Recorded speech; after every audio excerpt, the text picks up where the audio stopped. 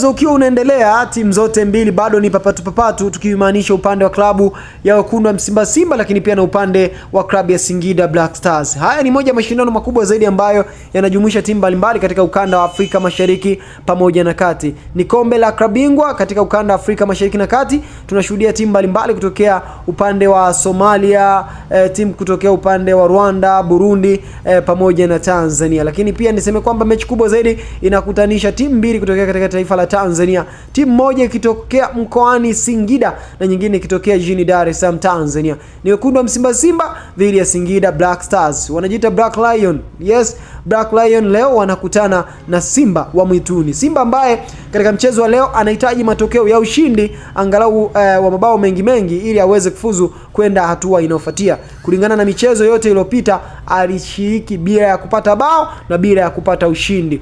Usisahau kwamba michezo miwili yote iliyopita Simba alitoka kanyau, yani hakufunga na wala hakushinda. So alitoka draw ya hivyo. Sasa huu mchezo huu unamlazimu Simba atafute matokeo ya ushindi angalau aweze kupata pointi ambazo zitamsogeza katika hatua inayofuatia.